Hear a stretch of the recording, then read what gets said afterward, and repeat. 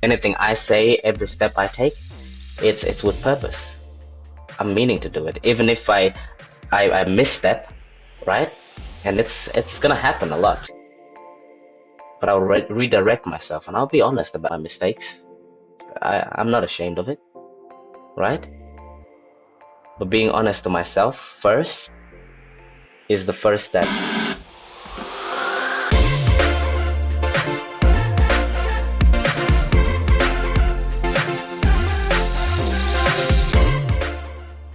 Do you believe you have greatness within you? My next guest does, and he's doing everything he can to nurture and grow this greatness so he can have a big impact and make a difference. Danyal Diallo is a young man enjoying the journey of life. He's an emerging leader. I was drawn to interview him by his youthful energy, his initiative, and his self-confidence. I saw a young man who is absolutely determined to grow the greatness within himself. He started a business when he was 16, developed his public speaking skills to become a platinum speaker. He's done a TEDx presentation titled Breaking the Stereotypes, been a youth leader and mentor for African youth, and has now moved from Melbourne to Canberra to take up an opportunity to work within a government sector. Early in the interview, Danyal talks about an accident as a 3-year-old that left him with a permanent limp. He shares how his limp led to bullying at school and his regrets with how he dealt with the bullying. Danyal is aiming to master the art of public speaking. It's amazing to hear his confidence as he talks about tackling one of the most difficult parts head on. Mentors are a key part of Danyal's emergence as a leader. He shares how they help him, along with the importance of surrounding yourself with the right people. He also shared his key lesson from an interview he did with William Harvey, a Holocaust survivor. We spoke about his TEDx talk and why breaking down the multicultural stereotypes is so important. Late in the interview, we even ventured into Danyal's faith and how this is a big part of who he is and what he stands for. Danyal Diallo is an inspiring young man. Remember the name. I've got a feeling we'll be hearing it linked to great things into the future. Once again, make sure you stick around to the end and see if my 3 key takeaways were the same as yours. If you're watching on YouTube, put your takeaways in the comments. I hope you enjoy the interview. Let's get into it. Hello and welcome to the Cultural Things podcast. I'm your host, Brendan Rogers, and this is episode 76. Today I get to speak with a young chap called Danyal Diallo. Daniel, how are you, buddy? Good. How are you, Brendan? Very well, mate. Fantastic to have you on the show. We're going to dive straight in. There's a little bit of time pressure on us, but mate, you tell us a little bit about Danyal Diallo at the moment, just so the audience get some context. At the moment, Danyal is 19, living in Canberra. By the way, it's so cold here. When I came here from Melbourne, people were like, Canberra, just you wait, Canberra, it's pretty cold. And I was like, come on, I haven't seen it around, so stop exaggerating. And now I'm starting to really experience it. I'm like, you were right, I was wrong. I should have listened. It's bloody cold. Yeah. But aside from that, I have a few projects in the community at the moment happening. And yeah, we'll dive into those. Absolutely, mate. So I did know through the research you'd moved from Melbourne, I think you're in Pakenham, and to Canberra. Happened about 7 months ago. What was the impetus for your move to Canberra? What was it? For me, it was really a new challenge, right? I don't really like to stay stagnant in one place for too long. Not because of things that I don't think I can do it, but it's more I want to challenge myself. I feel that, if I'm not growing, I am still declining. And if I'm not experiencing new things, meeting new people, I'm not learning new things. So the move to Canberra was prompted by that. But now I work in the Department of Health, and it's a great place to be.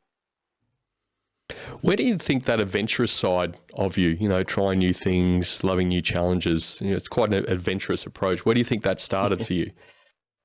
I wasn't always like this. At 3 years old, I was in Sudan. So my family and I were in Sudan, not just me. And I was playing around with my cousin, and she said, hey, Danielle, here's a building, and there were builders building the building. And she said, hey, let's go climb that building, and let's see who can get up the top first. And I said, yeah, sure, I'll do it. I got this, and we climbed up there, and she came second, of course. But she came second, and she pushed me off the building. And I fell onto my right side, fell into a coma, picked up by the locals because my parents at the time weren't there. And minutes later on, I was taken to the hospital.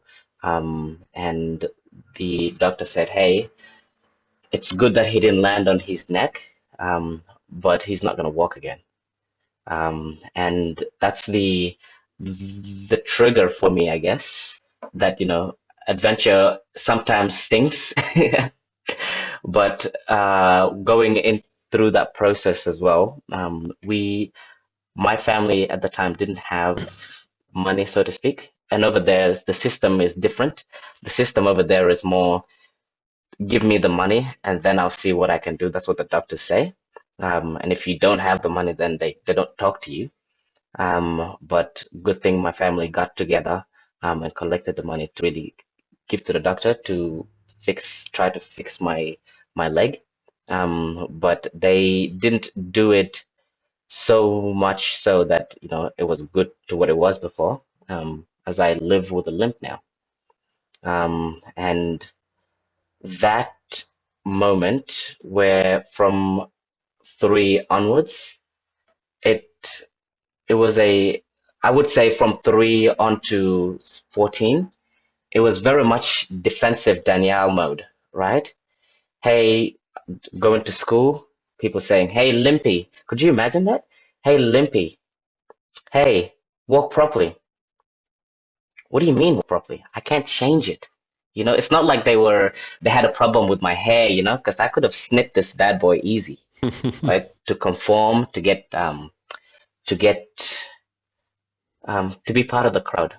But it was something I couldn't change. And when that happens to you, it's like you're a square being pushed into a round hole, and you can't fit in. You can't fit in because you're not like everybody else. You're just simply not. But you're being yelled at to be, you know? Mm. So how do And you cope with? I mean, that's bullying, out and out bullying, and unfortunately, that's a big problem in society generally. I've heard yeah. all sorts of horrendous stories. What did you do to cope through that? What sort of coping mechanisms did you have in place or learn to have in place? If I'm being, well, I'm being honest with you, the coping mechanism that I used is the easiest one, and it came natural, is to just distance yourself from everybody and everything. Don't talk to them. Don't talk to anybody. Hey, are you okay? Don't talk to me. Hey, if they bully you, don't talk to them. If they don't talk to them. It's like a wall you put to protect yourself.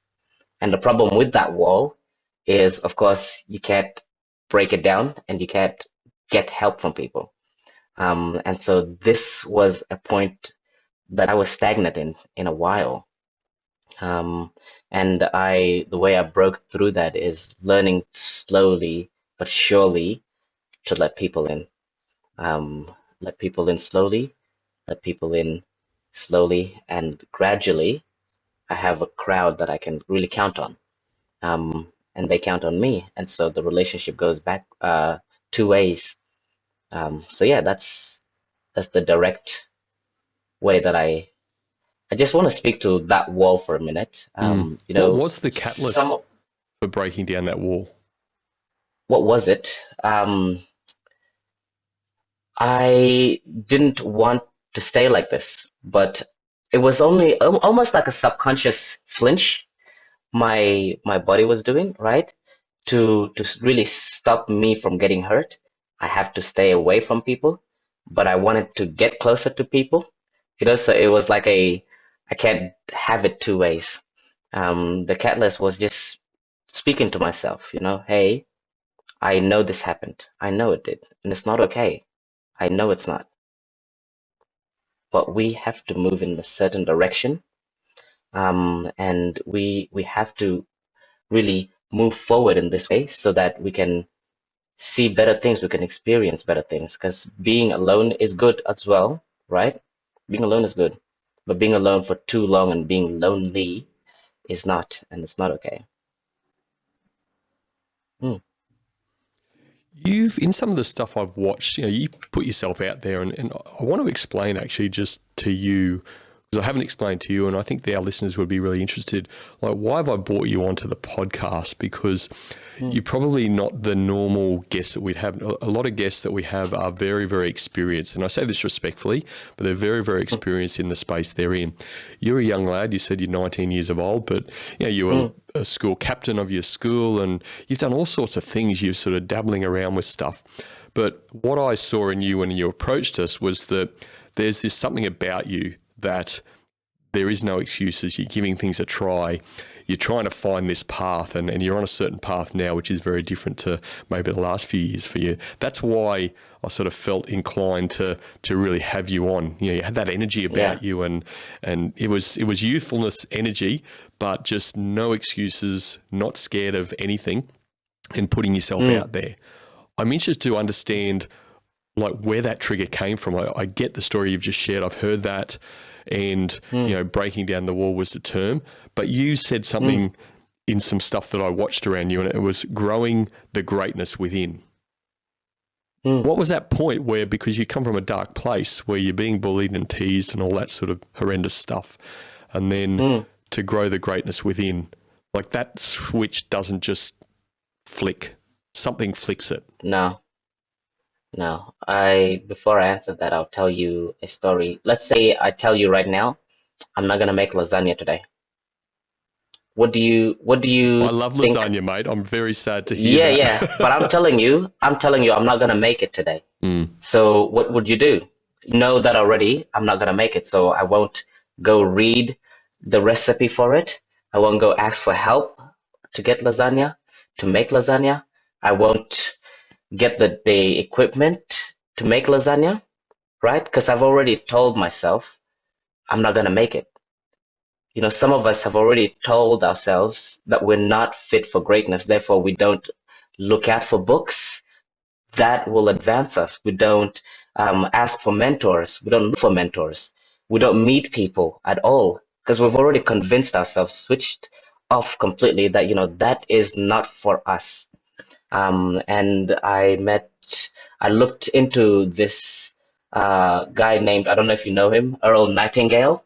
And he I don't said, know him, but I've heard of him. yeah, yeah, yeah. Something that was very, very, that stuck with me. He said, you become what you think about. Now look at this from the perspective of the place where I came from. You become what you think about. What do you mean I become what I think about? I'm really have defensive walls up right now. You think I want to be here? And I just kept listening to it because, sometimes the hardest things to hear are the things that we need to hear the most. Yes, I was being bullied and I was in a dark place. Yes, there was things I was being bullied that I couldn't change about myself. But I did have that little bit of control still, didn't I? But I was choosing not to act on it because I was focusing externally and not internally. And once I switched that around and focused really internally, like, okay, Danielle, yes, this is happening, but where do you actually want to go? Where do you want to be in 5, 10 years? Do you still want to be where you are right now? No. And so keep listening to it. And so, you know what? I started saying, you know what? Maybe I do want to make lasagna. Maybe, or you know what? I will get the ingredients. I will read the books. I will talk to the necessary people. And gradually, it happens like that. Nothing happens overnight. But if you make the necessary moves, the necessary steps, take the necessary precautions and routes, and just, I said this before as well, birds of a feather flock together. Meet people that want to go where you want to go. Meet people, be around people that really want to inspire you, and that, want to look out for your well-being, because these are the people that will really drive your motivation forward. There was no point of me saying, "Hey, I wanna be at this point in the next few years, but right now I am here," which is okay, right? From A to B, have goals, and I know where you are right now, right? But make the move to go to there. Don't stay where you are. I hope that makes sense. Who's most inspiring you on this journey so far? As Who's that person that's most inspiring you? There are a few. I have mentors. I have a lot of people that have really, and I want to say their names because I think it's important to really acknowledge the people that we've stood on their shoulders and that have elevated us. Chris Hall, he has been the mentor for me. Chris Hall is a massive, massive help for me. During school time, actually, he while I was at school, he would invite me to these business events and these leadership events, and I would just go, okay, after school, I gotta make it here because this is important, right? And I didn't know it completely at the time, but you sit in these things and you just soak up things. You just soak up the information, right? You don't process it all, of course, but gradually, like everything else, gradually it comes in and goes, all right, you know what? This does make sense. This is what we've spoken about. This is what this person's spoken about. And my parents, of course, mom and dad, they've been a huge, huge elevator for me. They have been my motivators. And yeah, I don't get to tell them enough. Thank you so much. We'll Yeah. cut this clip out numerous times and send it to them, shall we? Yeah. Just I think they'll put this on their ringtone or something. Awesome. They're just like me acknowledging. Sounds fantastic, mate. Yeah. Yeah. In regards to your mum and dad, then, they must be fantastic people. I'm absolutely sure. What was their Absolutely. driver for taking you and I think your other brothers and sisters out from Sudan to Australia? Just a better life. I think because my auntie and grandma was living here already as well in Australia. They were looking for opportunities for us to really spark. And they felt that, Sudan is not the right place for that. Egypt is kind of, but not the right place for that. So they came here, and I am so grateful they did because I wouldn't have met and done all those things that, because, it's opportunity based. So, yeah. But you mentioned one of your mentors, Chris, and I'll get you to mention you wanted to mention a couple of others, but just in regards to Yeah. that, what does Chris see in you? Like, why is he taking the time to work with you and help develop you and mentor Danyal Diallo? He told me himself. He sees himself in me. When he was my age, he was driven, and he did a lot as well. And he showed me his material, and he really taught me the principle of think big, start small, move fast, right? And it's good to have big goals, Danielle. It's good. Have them. Have them as your map, right? But also don't forget to narrow it down and say, okay, what do we need to get done today and tomorrow and the next day? And I could tell you right now, and I could speak to you right now that, goal setting, um, you know, the steps to do it and stuff like that. But I think that comes secondary. The important thing is to really listen to the voices in our heads. Why do you think you can't do it? What made you believe that you can't do it? Why? If not you, like who? Who can do that thing? You can. And it's okay to fail. Hesitation killed more dreams than failure ever did. because you have a goal and you go, okay, you know what, I'm gonna I'm gonna relax on it. I'm gonna just see it out, plan it out. And I've interviewed Holocaust survivors, I've interviewed Stolen Generation members, I've interviewed singers and artists, right, who have had that same moments.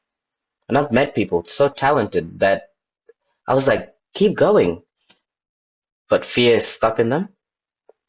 And they don't say it out loud, of course, it's fear. They just say, I'm not in it right now. Um, if not now, when then? Because you tell me you're not in it right now, then tomorrow I ask you the same thing. I'm not in it right now. The next day, I'm not in it right now. So there is no right time to actually go for your dreams, right? The right time was yesterday. The next best right time is today, right? So you gotta really take the opportunity, take initiative to go for it. Of course you'll fail. I expect you to fail. And it's okay to fail because you're learning. You didn't know before, but now you do. Now you can try better. And you meet people, people that see you heading in a particular direction, and they want to help you all of a sudden. And you wonder, why does this person want to help me so much? Because they see and they feel your energy and they say, you know what? This person's going somewhere. Like you said at the start. You basically said that at the start. Why did you give me a chance? Because you see something. So, Absolutely. Who are your mm, other, you mentioned that you had various mentors. Who are the other ones that you want to yes. mention? And why do you think it's important to have multiple mentors for you? Yes. The other mentors is Shelley Follett. She's the author of The Dynamic Leader. And she has been a huge, huge mentor for me. And I, even in times of just me wondering, okay, I'm at this cross end of my life. Where do I go next? Where should I go? And because nobody can make decisions for you, right? You can make decisions for you. The only thing that you only do is, you can allow them to influence you. But at the end of the day, it's your choice. It's your decision. You have to call the shot. So having people around you that have been in those situations before or are going through that or are going towards that goal, right? If you ask them, they would have a better understanding of where you're at right now than if you ask somebody that is not in the right field or not interested in where you're going. So that's why I think it's very, very important to have mentors in your life, and have multiple mentors, because then you don't just get one perspective, because one perspective is one scenario, right? Multiple people, multiple scenarios, and then you can gauge an understanding of where to actually go, an indication of what the right decision or right call is in that point in time. I want to ask you around the phrase on your LinkedIn profile and what you use, enjoy the journey. This is sort Hmm. of where I don't think you've used the word that I've heard in the interview so far, but that phrase, enjoy the journey, why is that important to you?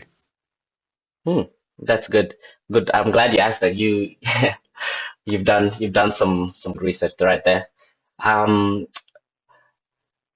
while I was getting out of the defensive mode, I became very focused on the next thing, right? Let's do this. Let's go to this event, next event. Let's speak, let's inspire, let's do this. And it became just work, work, work, work. That's all it was. I wasn't really enjoying. I was good at it. I loved it, but I wasn't enjoying it, you know? And it wasn't really inspiring me anymore because I lost that spark, that enjoyment out of it. And learning to really be to get the politics away from it, because as you can tell, once you get on the stage, there is the mic check, then there's people expecting you to deliver, and that's all well and done. But are you enjoying it? Are you enjoying the process? Part of that is people choosing a path that is not really for them. and they don't really get to talk to themselves about, are you really enjoying the journey? You know, did somebody pick this out for you? Did you see somebody else go through this and you were going with them just because they were going? Are you enjoying the journey? Because it's one thing to be doing amazing things. It's one thing to be great at doing those things. It's one thing to excel at them. But are you enjoying it? You only get one life. Are you enjoying it? Do you want to be later on 80, 90, 100, hopefully, and look back into your life and say, you know what, I've done a lot, but I didn't really find much joy in it? Because that to me is the scary part. That to me is a life wasted. Did you enjoy it? Are you enjoying life so far? If not, what are the necessary steps that you need to take to change that? Let's go to the end of that journey, Danielle. So let's say you've reached 100, mate. You've made it to just over 100. You've got your letter from the Queen and the Prime Minister and all sorts of people All that of the you get above. when you're 100. So, but your journey's ended. Danielle's in the box, and you're looking back at yourself in this outer life thing. What do you hope to have achieved? What sort of impact did you want to have on the world?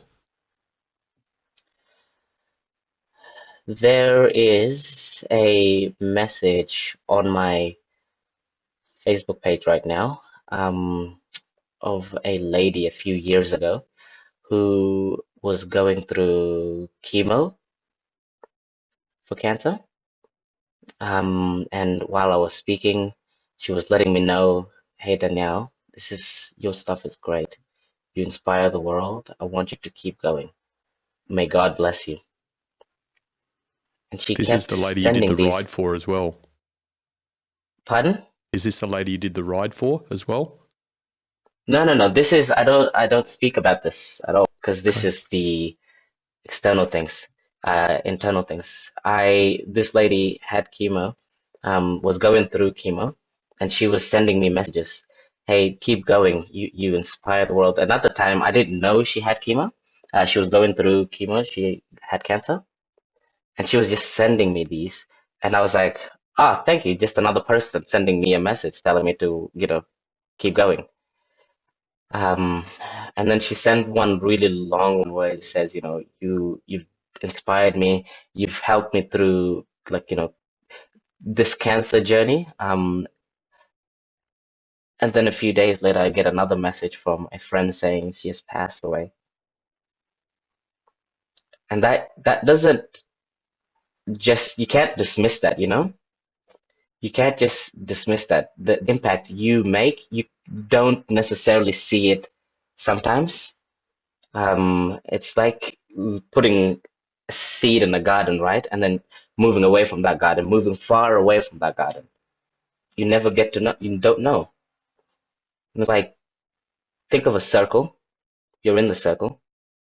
Think of a bigger circle inside that circle. And that circle is inside a bigger circle. And it just branches out. And when you speak, your voice and your message just goes off into the people that are listening might not tell you they're listening, but they're listening. And they're thinking about what you're saying. And they're watching you and they're saying, hey, this person's been going on for a while. He's been going on for a while about this. Maybe I should listen. Maybe I should take that on. Maybe I should take the necessary steps. That's why I'm so driven to really maintain this pace and maintain this spark, I guess. Because I want to live truth to truth, right? So help me God. It's like the truth, the whole truth, and nothing but the truth. So help me God. Because yeah, it's just I don't really want to feel regret, you know.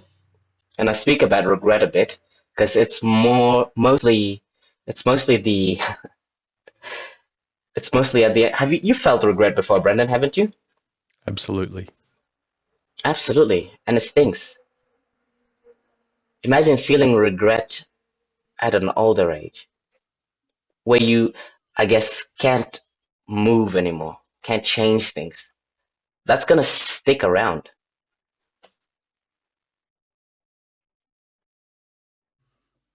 With that frame of regret, what regret Mm. do you have around that experience you shared with the bullying and people calling you limpy? I regret, I guess, holding on to it for so long, allowing it to impact me for so long. Because it is wasted time. But it's not, it's like I don't like to say it's like the grieving process, but it's just, when you get out of it, you get out of it. There is no rush, but the sooner you do it, of course, the better. And it's made better by the people around us. Um, when I interviewed William Harvey, a Holocaust survivor, this guy survived 3 Holocausts. And talking to him, just sitting around him, he was turning 97, and just sitting around him and asking him, how are you so upbeat about this when you deliver the message? Why don't you feel resentment? Why don't you feel anger? Right? These people came into your home, stole everything, took you and your family, separated you. And he was telling me the story of how he stood in line with the sticker and the shaved head, and just was going to separate lines. And I was like, how do you feel joy after this, after going through that? And he said, you can't hold on to that. It's like poison, absolutely like poison. Taking that conversation and into your own life and taking action Mm, on it. You may have just mm, alluded to it. I'm not sure. I want to get some clarity around this. But what's if you could take one thing from that conversation with William and to help improve mm, yourself and impacting on your journey, which is then impacting on others as mm. you explain, what would that one thing be? It would be to just have a open mind, right? There is at times when you're in a situation and you're in the situation, it's easy to just be closed off and say, this is all that it is. This is the world that I'm living in now, right? But if you start to reframe your mind, right, to a position where it's opened, it allows other people to come in and other ideas to come in and other thoughts to come in as well. And it's just coming back to that lasagna thing. You open up your mind and to really affect you in a way that you never thought was possible in that situation. And that's the main thing that I took out of that conversation. He just said, I don't hold on to hate. I don't hold on to resentment. Not because I am some superhero that doesn't get affected by it. We all get affected by it. And it's okay when we get affected by it. But looking to resolve that gradually in the slow time, in the long run, is the situation that we should be heading towards, looking to resolve it. It might not get resolved straight away, just like no one's an overnight success. I know you've heard about the overnight successors, right? Is there no such thing? There are. I just laugh. I laugh every time. I had an interview a while back with a student from Monash University who has gone towards like her medical degree and she's finished it. And I was like, fantastic. What what's happening? Why are you here? Um, and she said, I don't think I wanna do that anymore. I don't think it's my purpose, right? Because what do we get told? Find your purpose and then stick to it, right? Stick to it, hold on to dear life to it. Your purpose isn't your morals, right? Your purpose is the thing that you want to do, and that might change over time. It will change because you discover new things, you meet new people, you go to new places, you grow, you learn, right? And so your purpose sort of shifts. I wanted to be a soccer player when I was younger. Now I'm a public speaker. Now I work with the Department of Health. Now I help out at the church. Now I'm a mom. Now I'm a dad, right? It's these little things that we've put on ourselves that, we have to do this in the right, correct way. You don't. Just take it easy, relax, but at the same time, head towards a better resolution, being talking to yourself. Am I okay right now? Am I enjoying the journey? Because if not, that's that's something to look into. For clarity's sake, then, what is Danyal Diallo's current purpose? Danyal Diallo, this version of Danyal, his purpose is to help out the community while being invested into the arts. I don't know if you saw some of the stand-up comedies that I do. I might have. Um, I did it's several. like yes, yes, and that was, public speaking is different to stand-up comedy in the wider sense. Even though you're standing on stage both times and you're holding the mic both times, right?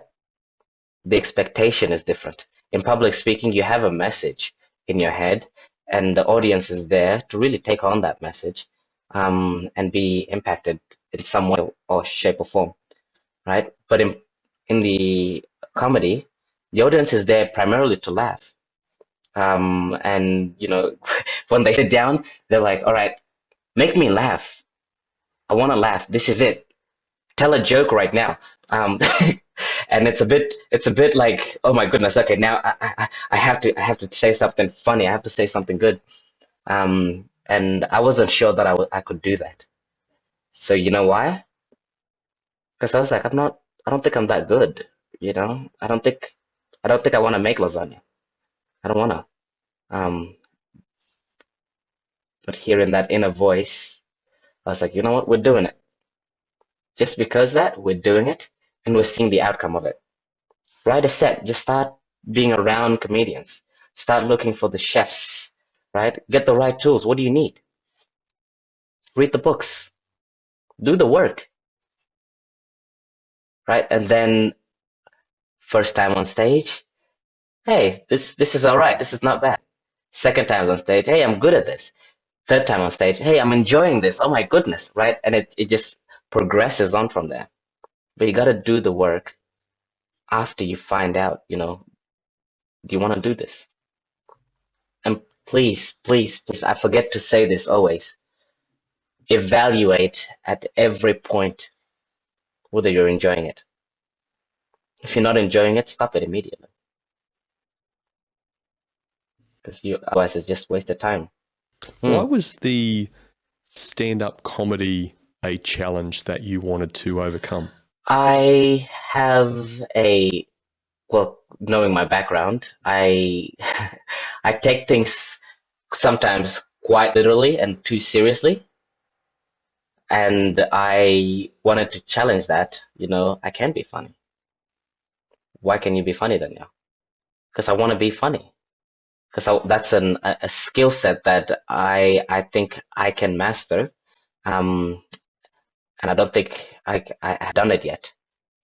And so just keep going forward, keep progressing forward, meeting new people, who advance those skill sets. Have you tried stand-up comedy? I haven't personally, although I am involved in Toastmasters. So Yeah, we do a short section called Funny Bone. So I challenge myself from time to time to do it, but yeah. definitely not enough. Which is why I'm asking the question, why did you sort of want to take up and overcome that challenge? Yeah, because I was already a public speaker, right? Represented as well. But I asked, what else? What else? What else is there? Right? I'm on stage most of the times and like, holding the mic, talking to the people, inspiring them, and by the end they go, "Oh my goodness, well done." And then I walk off the stage. What else do I want? And so I started making mini skits in the public speaking that I do. And then I was like, you know what? How about I do one just all skits? How would that go? That changes the art form, doesn't it? Changes it slightly from public speaking to comedy. And then I just held on to that, kept going, kept going. Because I don't really, if I'm in a field, I want the subsections of it as well. You know, public speaking, standing up and public speaking, it's great, but it's more motivational leadership, corporate hybrid, right? But when you change it to comedy, adding comedy to it, it changes the art form. And so I want to be not just a master of public speaking, but a master of the subsections of it. Nice, understand. The watching some of the stand-up comedy that you've done, Hmm. and again, it was really interesting to me because I watched a number of sets and there was a number of similarities, and it was easy for me, not being an expert in comedy at all, but to see where Hmm. you've sort of started and then sort of getting to. But Hmm. even through that journey, the audience, you can tell, joke X one night and you get, pretty decent reaction. And Yeah, then you can tell yeah. joke X another night, different audience, and it doesn't hit the mark. How do No, you no. how do you cope with that? How do you balance that out whilst you're on stage? Because this is live stuff. Yeah, yeah. So in public speaking, normally when you say something, a message, and people go, "Yeah, that's right. That's true. There's very spot on. That's where I'm at right now in my life." You sort of like learn to keep that in the speaking, right? You sort of learn to, okay, this is good. This is resonates with people, and you keep it on for the next public speaking gigs. But for comedy, it's sort of like on the spot. If I say something that's not funny and I just get quiet, I either go, "Oh my goodness, tough crowd. Oh my goodness," and then I make light of that because I can't really move on to the like say this joke and then that joke and then that joke and then that joke. It has to flow in a way that makes it more of a conversation, and it's difficult for sure. That's why I guess not many not many venture into it, because it is very scary when you're on stage, and expecting people to laugh at your stuff, but then nobody laughs, and then you're like, "Oh man, this sucks. I spent so much time on this. I put work into this." But that's the failing part, isn't it? That is the failing part, and it's a good. I love the journey. That's why I'm still in it. I'm like, okay, this works, and one joke that might work here in this venue might not work in this venue, and so you're like, huh, why why Full House laughed here, why didn't they laugh there? And you just delve into that. Part of that is just asking, hey, even when they laugh, if when they don't laugh on stage, you ask like what live on stage, you say a joke and nobody laughs. You just point to the audience, "Hey, I felt like you should have laughed," and that generally gets a laugh from the majority. And it's just being really good at improvisation, on thinking on the spot, and really, yeah, Yeah, improv, definitely a great skill to have, and I can see where that yeah, stand-up comedy really helps to accelerate that. The mm, I guess it goes back a bit before you mentioned that evaluate process, always evaluating, and to me, nothing better than, or I don't think there's much better than stand-up comedy. You're getting that instant feedback, so you're able to yeah, evaluate that in the moment. So it's again, once again, mate, you're putting yourself out there. You're actually doing stuff. There's no excuses. You're not scared to try stuff.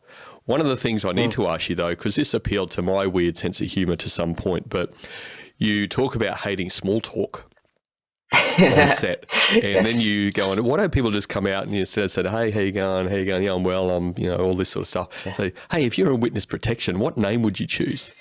So that was yeah. quite funny to me in that moment. But now I'm interested to know, if you were in witness protection, what name would you choose and why? My name, it would constantly change. The reason the reason being to keep people guessing what is his actual name. And so that would What be would you start my with? answer. What would you start with? I would start with something mundane like Daryl, right? Or David. And then go into like, Rondi or something, Randy. It's just just just keep constantly changing. And yeah, that set I did was on small talk, and it was just I'm not bored, but it's more just conversations. I feel they have to be should be interesting, at times.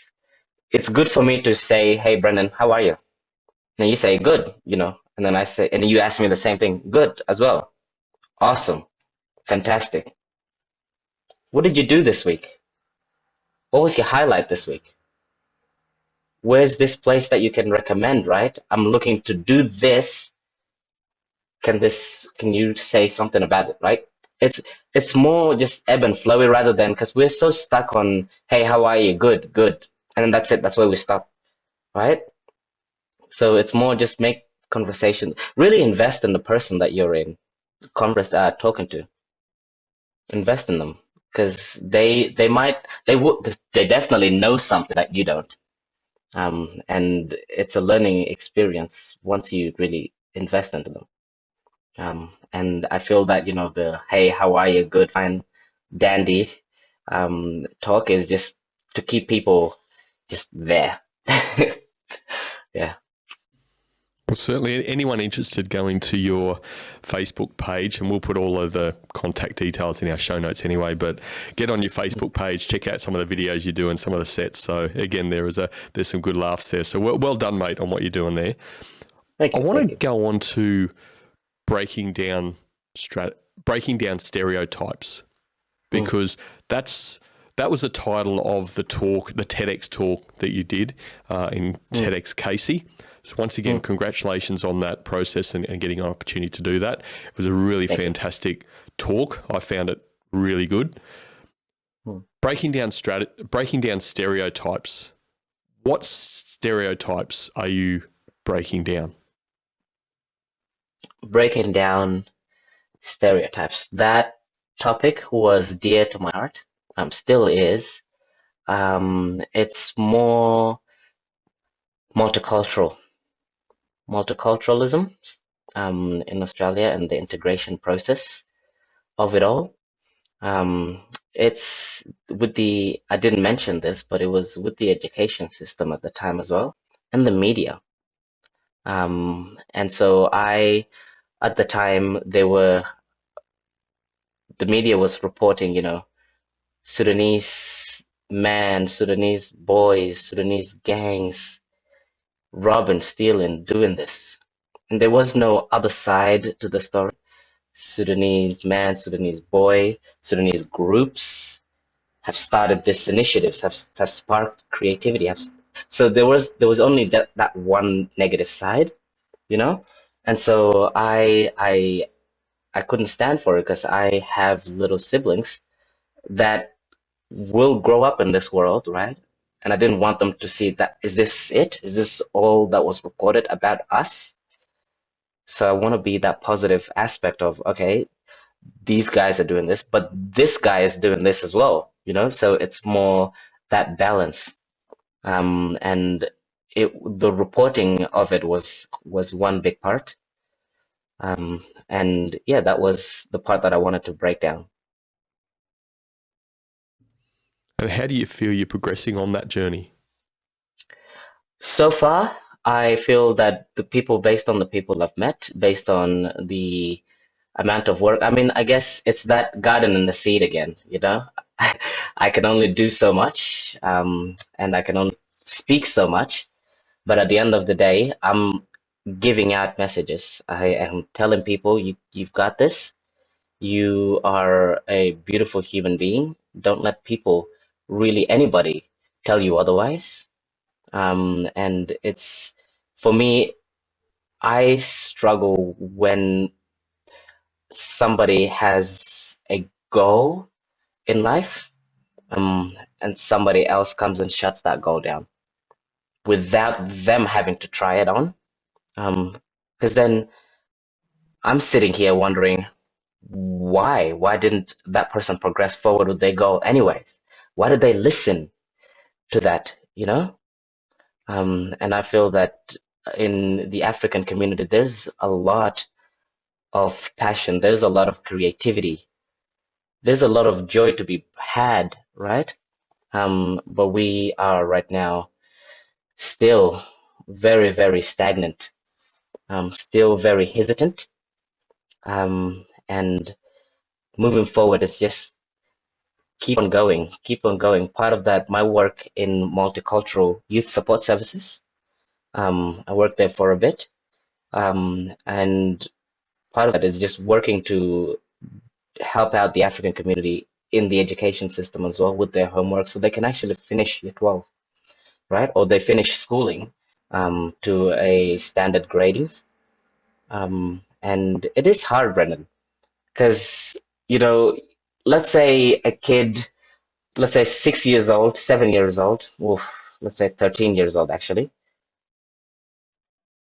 spoke English his whole life, English his whole life, knows the system backwards and forwards, right? And still learning, of course, but spoke it for his whole life. And then we get somebody else that has never spoke English before. You put them in the same year level, expect them to do the same amount of work in the same amount of time. What's the expected result? How do you expect a person to cope with that? It's a completely cultural shock, system shock, and so getting support for those people that have come from different places, because we're all from different places, but from different places that haven't spoken the language before or experienced the culture. That was the work where I felt that I was being more impactful as well. So seed again, seeds. Yeah. A big part of leadership in my books is about elevating others Mm. and setting others up for success. You've just sort of linked to that in my mind. How do you, moving forward in this life from now, 19 years of age through to that 100 mark plus that we're going to get to, how do you help elevate others? What do you do? What will you do to elevate others? Well, I think first and foremost, the most important thing is to stay honest, for me to stay true to myself. Because others, and part of the reason I like public speaking as well, is if you come up and speak and you say something that is, hip and cool, so others could like you, right? People will pick that up because it's not authentic, it's not you, right? And staying honest to yourself, others will see that you will automatically radiate because you're speaking your language, you're comfortable in your skin, right? Others will feel that and they will really, really want to know more and really get into it as well, so to speak. But just staying authentic to yourself is the thing that I'm planning to do. Because then from there, anything I say, every step I take, it's with purpose. I'm meaning to do it, even if I misstep, right? And it's gonna happen a lot, but I'll redirect myself and I'll be honest about my mistakes. I'm not ashamed of it, right? But being honest to myself first is the first step. And just to speak as well about somebody that I forgot to speak about, and I know I'm gonna get hurt later on for not speaking about this person, is the Bible, Jesus. Honestly, I don't know where I would be right now without his help. He has been a huge, and I said as well before, I do stuff for the church right now, community events we're planning and stuff like that. It's thank you to him, right? At times where I was down, at times where I was very much confused, I just ask, hey, where do you want me to go right now? Where do you feel I need to be? and to listen really, really, because we have this habit of asking questions and not listening for answers, right? And so I'm asking you questions, lots of questions. Oh my goodness, Brandon, answer me this, and toddlers love this. Answer this, answer that, answer this, right? But are we listening for the answers? Are we taking on the answers, and are we moving accordingly? And that's the what worked for me. I'm not. I don't know about you. I can't speak for you, and that's the honesty part, right? But I know that what's worked for me is that Jesus, I say his name, um, and that I am authentic to myself, honest to myself. And then, yeah, it just, I guess it shows in the stuff I do. And that's where I'm hoping to be, to keep moving towards. Because once I lose touch with myself, that's it. I've lost, why am I doing this? Right? Who am I doing this for? A friend of mine runs a business. Her name's Julie Watson, and her business is called Stronger Than My Excuses. And I thought of her and what she does when I was learning and researching more about what you do. Yeah. One of the things she talks about a lot is being positive versus being confident. She used to be positive but not confident, but she's learnt that positivity doesn't take you places, confidence takes you places.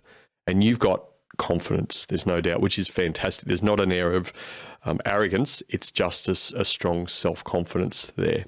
How has faith and your belief helped you in developing confidence, if at all?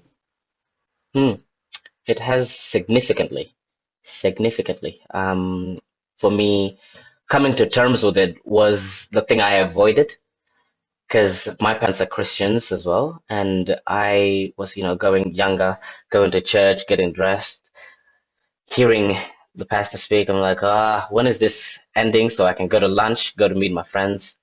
Um, and I didn't really care much about it. But then when life hits you, life, you tend to see things differently. What I mean by that is and I've been a youth leader, by the way, youth leader at churches. Um, but the point where I was at the moment was that defensive aspect, and learning to really open up to others um, was, you know, Jesus came here to die. I'm not trying to preach to you guys, but Jesus, Jesus came here to die for your sins, right? Now, he didn't die in vain. He didn't die so we can, live in shame. He didn't die so we can live in arrogance, so to speak. He didn't die so you can still be chained up, right? So when you move with purpose because somebody loves you, right? You're made in his image. That's what the scripture says. We're all made in his image. So you don't need others' validation, so to speak, to make you happy because somebody already loves you. So why would you bother, you know? And just knowing that is one thing, right? But really experiencing it is another. And I have been blessed enough to really know him from a young age because of my parents, but really experience him at a later stage and still now. So,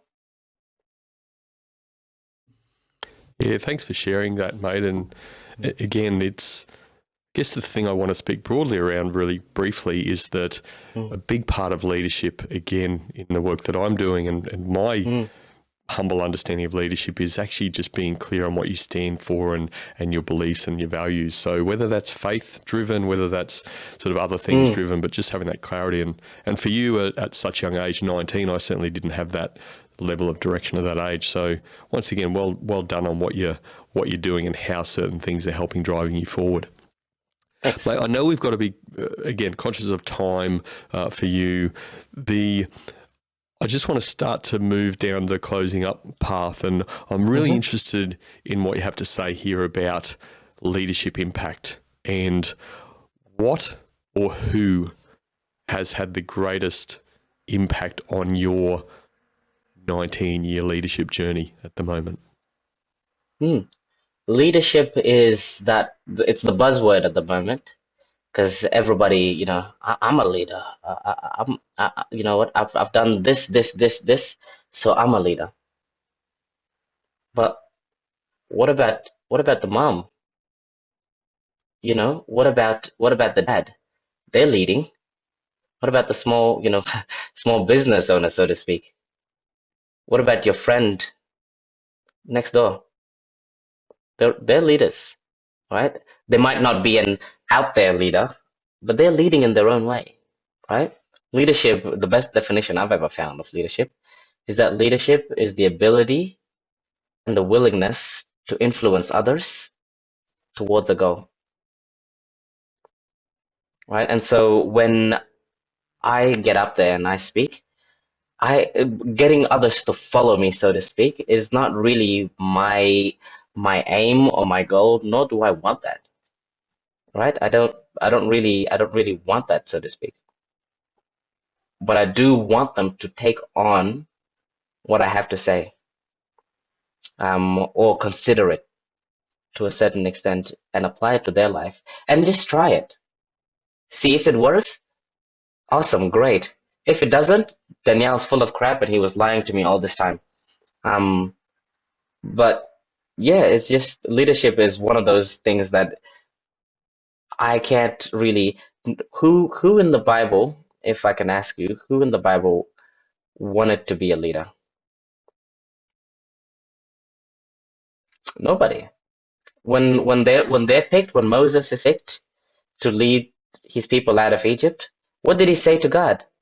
He's like, "Hey, I don't wanna." Could you imagine if you're talking to God for a minute, just just speaking to God is like, "Hey, you got to do this." He gives you instructions, do it. No, I don't wanna. And then he goes, "Oh, okay. I told you to do it. I don't wanna.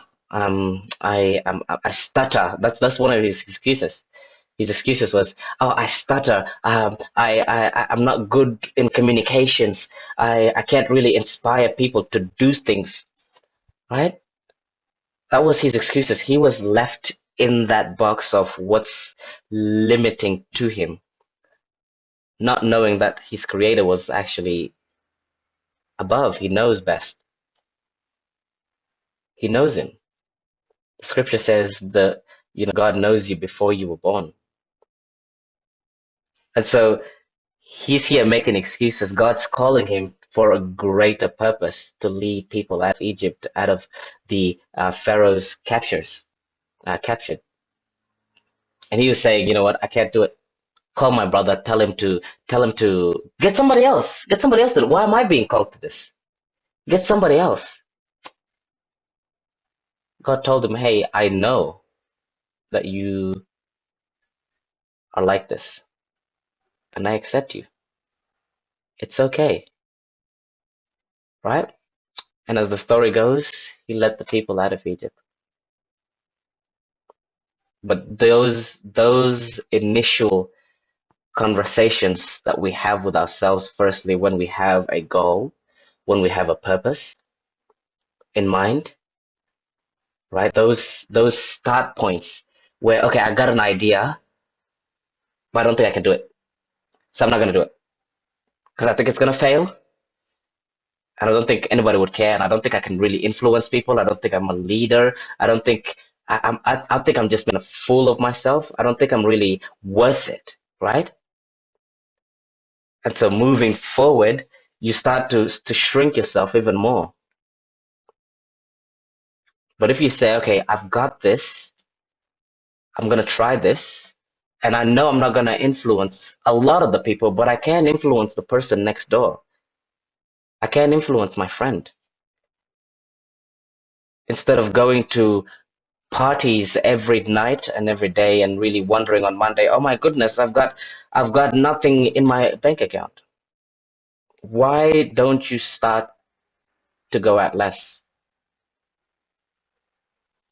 and really influence your friends as well. Say, you know what? Hey, how about we meet at my place today, or meet at your place instead of going out, right? How about we go to the gym today instead of really going out to parties? How about we start reading books? How about we meet people? How about we go to this seminar? How about we go to this webinar? Right? Start small. You're super impactful. Start small. You're thinking too big. Start small, and gradually it will grow. Gradually, because I'm not. I keep saying and I keep telling people this. I know I'm not gonna make it immediately. Not. It's never gonna happen. Let go of that. But I will make it. Absolutely and definitely. I like it, mate. This growing the greatness within you and the confidence around growing the greatness and taking the action and the steps to grow that greatness. It's fantastic to see. And I look forward to seeing what that journey brings and the enjoyment that the journey brings you. Yeah. And Can the you tell? enjoyment Look at this. I'm getting like, because when I speak, if I don't feel it, it's not me, and I'm getting like really emotional right now because I'm like, oh my goodness, this is. I certainly It's see but that, mate, and maybe let me lighten the mood for you a little bit, because I wonder if this wiseness in such a young man comes from not sleeping with a pillow, because apparently that's a weird thing about you. No, it does. I've heard of that before, Do and you I sleep with think a I pillow should get a now, or pillow. you still don't like sleeping with a pillow? I never used to. I never used to like to. It just felt weird, and like the neck and head was elevated, and it gets hot as well. And I'm like, just get rid of the pillow. But now I do. Good on you, mate. I don't know how I could sleep without a pillow, to be honest. But, mate, look, I don't know how you know that. It's just. well, it was mentioned on a podcast you did some time back, so I watched it and it yeah. appealed to me. So I thought if the opportunity came up, why not raise it? Yeah, good. Good thing you raised Mate, it. massive thank you for coming on the Culture Things podcast. Once Thank you. again, your wisdom is beyond your years, definitely. And again, if it is about not sleeping with a pillow, then I think I need to start not sleeping with a pillow. That will help me a lot. But as I said before, mate, I really, really look forward to seeing this journey you're on.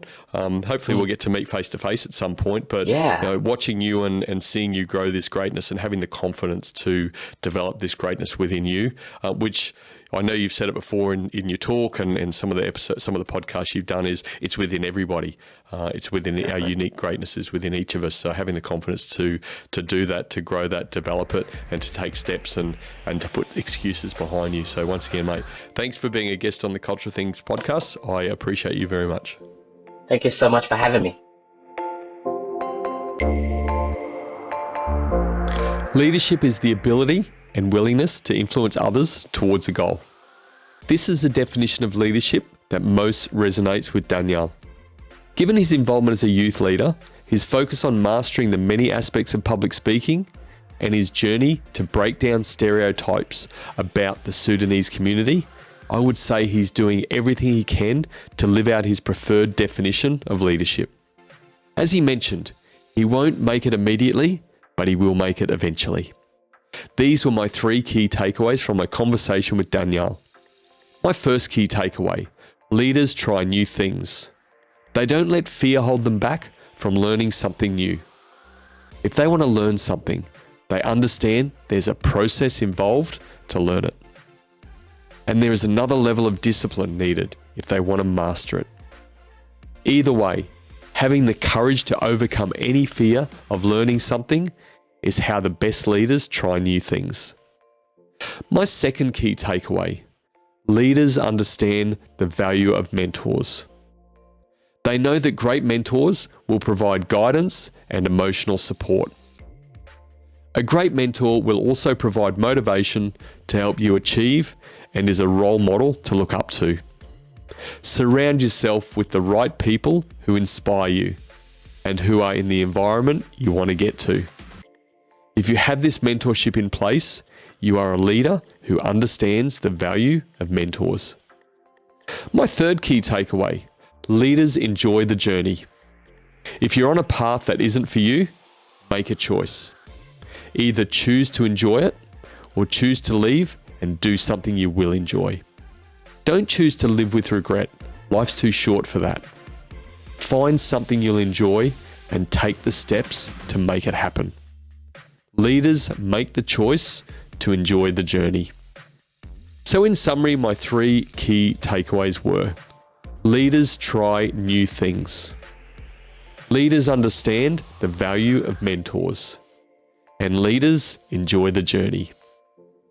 If you want to talk culture, leadership, or teamwork, or have any questions or feedback about the episode, leave me a comment on the socials, or you can leave me a message at thecultureofthings.com.